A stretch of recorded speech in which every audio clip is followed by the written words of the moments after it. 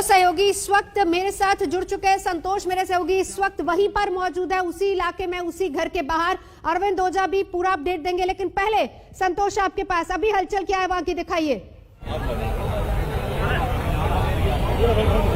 देखिए, ये जो घर है जहां पर अभी 3 से 4 घंटों से ऑपरेशन चल रहा था, एटीएस के कमांडो ने पूरे इलाके को कार्डन ऑफ कर लिया। माना जा रहा है कि थोड़ी देर में दोनों ही जो संदिग्ध हैं उनको, जिनको हिरासत में लिया गया और अभी तक पूछताछ की जा रही थी, उनको अब यूपी एटीएस यहां से लेकर के जाएगी। यही वजह है कि पूरे इलाके में जहां पर हम खड़े हैं वहां पे पूरा कार्डन ऑफ कर दिया गया है। यहाँ पर किसी के जाने पर पाबंदी है और एटीएस के जो लोग हैं वो कमांडो टीम है वो सक्रिय है।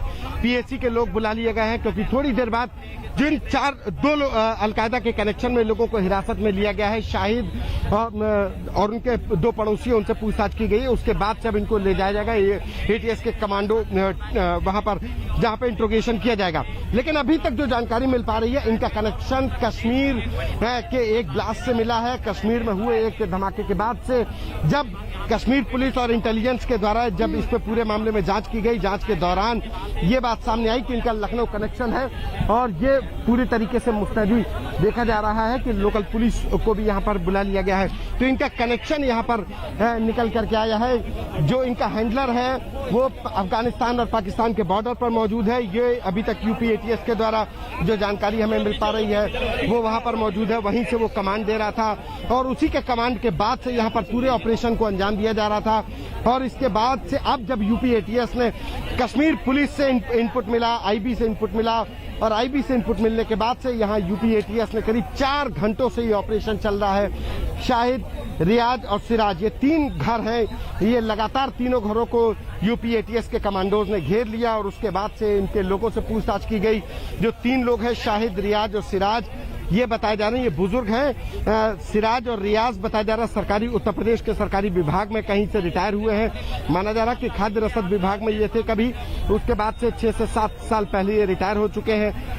शाहिद, जिसको कि अभी तक बताया जा रहा है कि हिरासत में है, यूपी एटीएस ने हिरासत में लिया, उससे पूछताछ की जा रही है, जिसका अलकायदा कनेक्शन निकल के आ रहा है। वो करीब 9 साल पहले दुबई गया हुआ था। 9 साल पहले जब दुबई गया था, वहां से लौटने के बाद वो लखनऊ के इस इलाके में रह रहा है। ये तीनों लोग कश्मीर कनेक्शन की बात आप कर रहे हैं। संतोष, आपने कश्मीर कनेक्शन की बात की। अरविंद ओझा, ये वही खबर है जो कुछ देर पहले आप भी बता रहे थे, कनेक्शन कश्मीर से सीधे तौर पर था इनका। अरविंद ओझा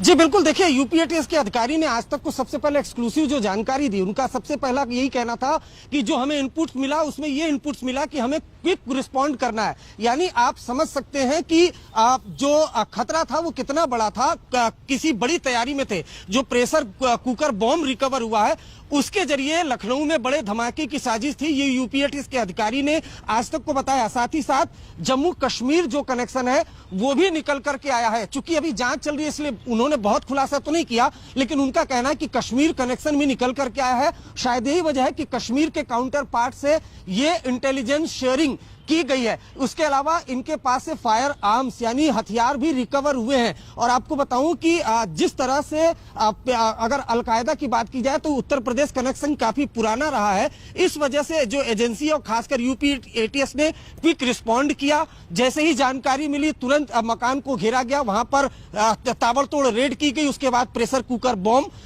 कुछ हथियार और कुछ दस्तावेज रिकवर हुए हैं। उसके बाद जो 2 अलकायदा के ऑपरेटिव थे उनको लेकर यूपी एटीएस के दफ्तर यूपी एटीएस की टीम गई है, पूछताछ की जा रही है। इसके अलावा जो यूपी एटीएस के अधिकारी हैं उन्होंने आज तक को बताया कि इस नेटवर्क में कई और लोग जुड़े हो सकते हैं, लेकिन चूंकि हमें तुरंत रिस्पॉन्ड करने के लिए कहा गया था क्योंकि विस्फोटक था घर के अंदर, इसलिए हमने तुरंत जो रिस्पॉन्ड किया। उसके बाद दोनों ऑपरेटिव को डिटेन किया। जो एक्सप्लोसिव था प्रेशर कुकर बॉम्ब उसको हमने रिकवर किया, जो हथियार था वो हमने रिकवर किया। अब हम पूछताछ कर रहे हैं। साथ ही साथ जो कश्मीर कनेक्शन निकल करके आया है उस काउंटर पार्ट को भी इस बारे में जानकारी दी गई है। बिल्कुल बिल्कुल। अरविंद, लौटूंगे आपके पास। संतोष, 2 खबरें। पहली बात, कश्मीर कनेक्शन जिसका जिक्र आपने भी किया, मैंने अरविंद से अपडेट लिया। दूसरी बड़ी खबर जो मिल पा रही है वो ये है इसमें कि लखनऊ में किसी बड़ी साजिश की फिराक में थे ये लोग। इस पर अपडेट दीजिए। देखिए, बिल्कुल ये किसी बड़ी साजिश को अंजाम देने की कोशिश में था, क्योंकि अभी तक जो कनेक्शन सामने आया है वो इनका अफगानिस्तान पाकिस्तान बॉर्डर पर जो इनका हैंडलर है वो उससे ये सीधे से कहा जाए कि डायरेक्शन ले रहे थे, वही इनको डील कर रहा था कि कैसे कब क्या करना है। और सबसे बड़ी अहम जानकारी कि यूपीएटीएस के ऑपरेशन यानी कि यहाँ पे रेड करने से पहले यूपीएटीएस के सूत्रों के हवाले से कि घर के अंदर कुछ ऐसी चीजें भी मिली हैं जैसे कुछ इन लोगों ने नष्ट किया हो, कुछ चीजें जलाई गई हैं। ये एक बड़ी जानकारी कि यूपीएटीएस के द्वारा बताई जा रही है, जो सूत्र हैं कि अंदर कुछ ऐसी चीजें हैं, कुछ ऐसे दस्तावेज हैं, कुछ चीजें हैं जिनको इन लोगों ने ऑपरेशन से कुछ घंटे पहले, कुछ मिनट पहले इनको जलाया गया था।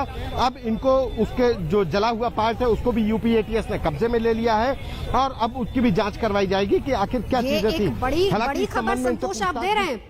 संतोष, ये एक बड़ी खबर दे रहे हैं आप। अरविंद ओझा, अगर ऐसा था जिस तरीके से संतोष बता रहे हैं कि कुछ देर पहले कुछ दस्तावेजों को जलाया गया, क्या इसका मतलब हम ये माने कि उनको इस बात की भनक लग गई थी कि यहाँ पर छापामारी हो सकती है, टीम यहाँ पर आ सकती है?